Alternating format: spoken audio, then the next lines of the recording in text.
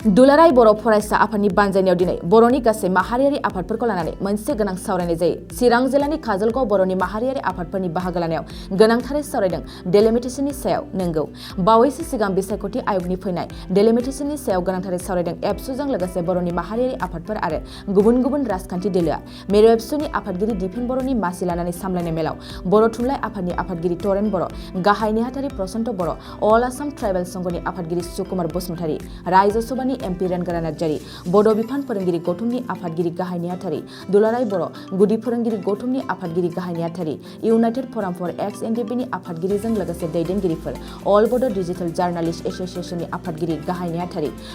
बर' youth writer फरामनि बोसोनगिरि आफादगिरि MLA Lawrence इस्लारि, जयन्त बसुमतारी, जिरन बसुमतारी, गसाइगावनि बारग' एमएलए हेमेन्द्रनाथ ब्रह्म, बिजनि बारग' एमएलए कमल सिंह नार्जारी, बारग' एमएलए परमेश्वर ब्रह्म, बिटिसि आयेन आफादनि बुंथिगिरि काथिराम बर', इउपिपिएल दोलोनि दैदेनगिरि, बिजेपि दोलोनि एमसिएलए प्रभात बसुमतारी, बिटिआरनि मोनब्रै जिल्लानि बर'नि माहारियारि आफादारिफोरजों लोगोसे गुबुन गुबुन राजखान्थि दोलोनि दैदेनगिरिफोर आरो राजखान्थिजों सोमोन्दो गैयै आफादनि दैदेनगिरिफ्राबो बाहागो लायो। डेलिमिटेसननि सायाव गुवारै सावरायखांनायनि उनाव मेरु एबसुनि आफादगिरि दिपेन बर'आ बुंदों, बिसायख'थि आय'गआ क'क्राझार लकसभा बियाबखौ आनरिजार्भ आरो डेरिजार्भ खालामनो मोननाय नङा। बेनि अनगायैबो बर' आरो ट्राइबेलफोरखौ इयुनाव रैखाथि आरो गोजोरै लाखिनो थाखाय भारतनि गाहाय मन्थ्रि, नखर मन्थ्रि आरो गिबि मन्थ्रिजों थाबैनो सावरायगोन होननानै मेरु एबसुनि आफादगिरिया रोखा बुंथियो। बर' फरायसा आफादनि बानजायनाय आरो हांख्रायनाय बायदियै बर'नि गासै माहारियारि आफाद, समाजारि आफाद आरो जोंनि ओनसोलाव थानाय आन्सलिक आरो राष्ट्रीय राजखान्थि दोलो आरो गासै बिथिंखौ बिथा खालामनानै जों बिथांमोनखौ हांख्रायदोंमोन आरो गोबाङानो बेयाव बाहागो लादों। आरो जोङो गुबैयै डिलिमिटेसन जि माने प्रक्रिया इलेक्शन कमिशन अफ इन्डिया जिखौ फोसावदों 1 जानुवारिनिफ्राय 2023निफ्राय बेखौ आरम्भ खालामनो नागिरनाय बेखौ बिथा खालामनानै जों सावरायदों। बे डिलिमिटेसन जि प्रसेस बेखौ जोङो बरायदों आरो बिनि गेजेरजों जोंनि ओनसोलनि बा बिटिआरनि सिङाव जिखिनि जोङो समस्ति बियो क-टार्मिनास जागोन, जोंनि जिल्लानि सिङाव फैजोबगोन बियो। सिगाङाव बियो पार्सियेलि आरो फुल्लि फैयोमोन, खिन्थु दायो गथा जाजोबसिगोन। दा बे फारसेखौ नायोब्ला जोंहा मोजां, खिन्थु बाथ्राया जाहैबाय मा जे 2007 सनाव जि मोनसे द्राफ्ट खसरा ओंखारदोंमोन, बे द्राफ्ट आरो बे खसरायाव बेयाव जोङो नुदों जे क'क्राझार लकसभा समस्तिखौ आनरिजार्भ आरो डिरिजार्भ खालामनाय जादों आरो बे बाथ्राखौनो लानानै दिनै जों गोथौ आरो गुवारै सावरायबाय। दा बेखायनो दिनैनि सावरायनायनि गेजेरजों बर' थुनलाइ आफाद, दुलाराय बर' फरायसा आफाद, ट्राइबेल संघ, बर'नि गासै माहारियारि समाजारि आफाद आरो गुबुन गुबुन आफाद आरो गासै राजखान्थि दोलो बेयाव इउपिपिएल दोलोनिफ्राय आरो जोंहा बिजेपि दोलोनिफ्राय बेयाव माखासे दैदेनगिरिफोर फैदों। बिपिएफ आरो कंग्रेस हान्जानिफ्रायबो जों लिंदोंमोन, बिथांमोना दिनै सफैनो हायाखै। खोब सम्भब जोङो उननि समाव बिथांमोनखौ मोननो हागोन। बारग' एमएलए, जोंनि बारग' एमएलए बिथांमोन फैदों, गुबुन गुबुन दोलोआव दङमोन थेवबो बिथांमोना फैदों आरो माखासे बिदि दैदेनगिरिफोरा जोंनि गेजेराव बाहागो लादों। दा बाथ्राया जाहैबाय जे क'क्राझार लकसभा समस्तिया जेरैबायदि दा एक्जिस्टिं एसटि रिजार्भेसन दङ बियो एज इट इज स्टेटास क' बियो बाहाल थानांगौ आरो खुनु कारनाव बेखौ जाहाथे डिरिजार्भ बा आनरिजार्भ खालाया आरो बे बाथ्राखौ लानानै जों खुनु कारनाव कमप्रमाइस खालामनाय नङा। बेखौनो दिनै गासैबो हाउसआ, गासैबो आफादफोरा, दोलोफोरा दिनै एकमत बयबो अपिनियनखौ बिल्डआप खालामबाय आरो जों ज'है नैबे डिलिमिटेसन मेटारखौ लानानै हाबा मावलांनायनि थाखाय दिनै जों थांखि लाबाय। आरो नैथि बाथ्राया जाहैबाय जे जोङो नैबे गासै रिजार्भेसन मेटारखौ लानानै, डिलिमिटेसनखौ लानानै जोंनि सार्थनि थाखाय, जनजाति आरो बर'फोरनि सार्थनि थाखाय जाहाथे जोङो भबिष्यतखौ जों दानो हायो, राजनितिक आरो संबिधानिक अधिकारखौ जाहाथे जोङो इन्टेक्ट लाखिनो हायो, बिनि थाखाय जोङो भारतनि गाहाय मन्थ्रि मानगोनां नरेन्द्र मदि, भारतनि नखर मन्थ्रि अमित शाह आरो आसामनि गिबि मन्थ्रि,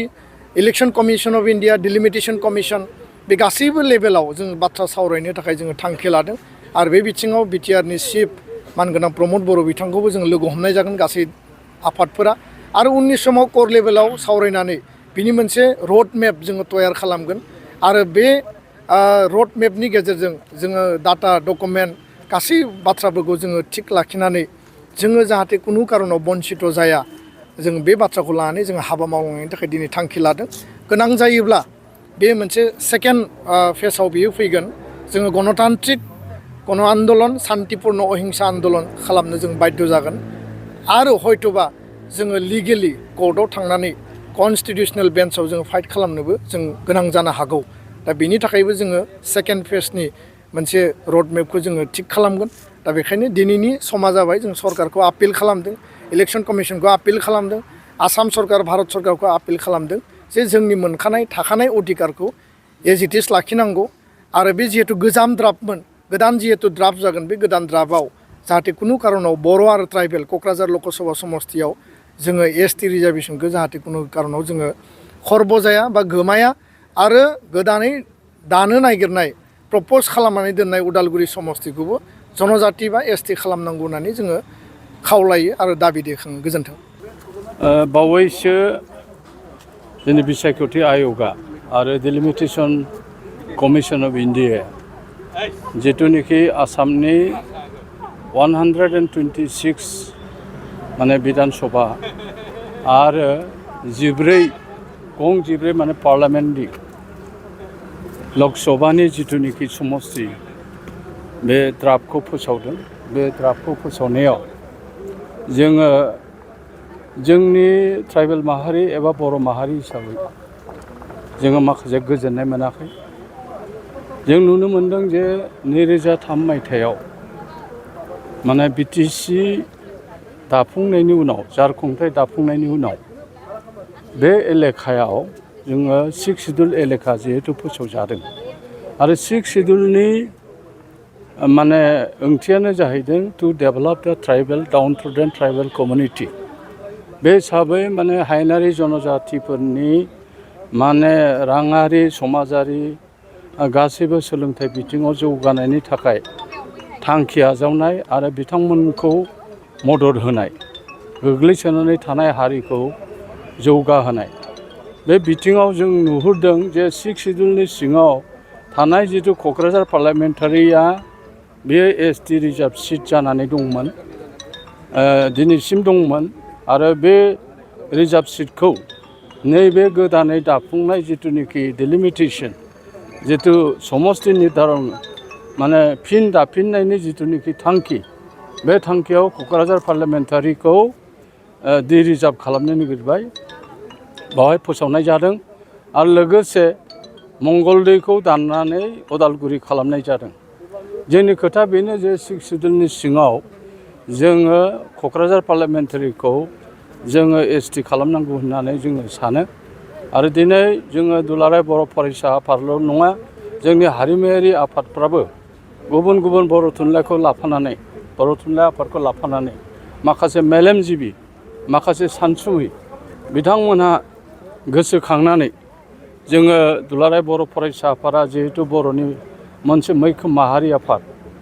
बिथांमोनखौ जों बुंदोंमोन जे नोंथांमोननि दैदेननायावनो बे दिनैनि काजलगावनि मेला जाथों आरो बे हिसाबै बिथांमोना खुंदों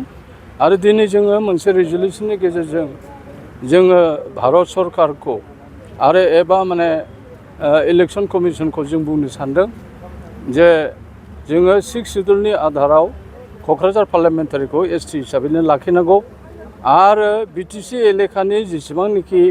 माने एसेमब्लि समस्ति दङ बेखौ माने सुबुं थासारिखौ नायनानै सुबुं सानखोखौ नायनानै माने बे हिसाबैनो माने मुङा जेखि जाया माने बे हिसाबैनो माने लाखिनानै माने बे समस्तिखौ दाफुंफिननांगौ होननानै जोङो दिनै मोनसे थांखिनि गेजेरजों जोङो खावलायनो सानदों आरो लोगोसे जों आसामनि गिबि मन्थ्रिजों सावरायनो सानदों आरो भारत सरकारनि गाहाय मन्थ्रि आरो नखर मन्थ्रिनो जोङो गोसोखां लाइजाम होनायनि गेजेरजों जों नारसिननो नागिरदों आरो बेवहाय दिनै बाहागो लानाय जेसेबांनाखि मेलेमजिबि आरो जोंनि माहारियारि आफाद बिथांमोनहा गावबा गावनि बिबुंथिनि गेजेरजों बेखौ मदद होबाय आरो जों थाबैनो आसाम सरकारजों सावरायगोन आरो बिटिसि सरकारनि जायफोरनिखि खुंथायगिरिफोर दं बिथांमोनजोंबो जों सावरायगोन बिथांमोनहा जाहाथे बिटिसिनिफ्राय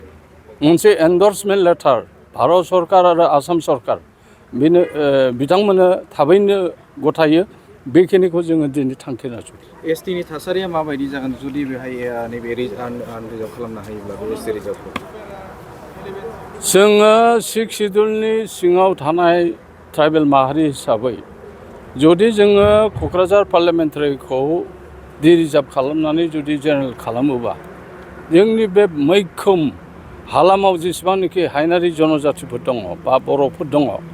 बेयो बिराद माने मोनसे गाज्रि गोहोम गोलैगोन आरो जोङो इयुनाव सासेबो माने बर' मानसि आगोलाव जेरोखोम बर' मानसि एमपि जादोंमोन लकसभायाव जादोंमोन बे एमपिखौ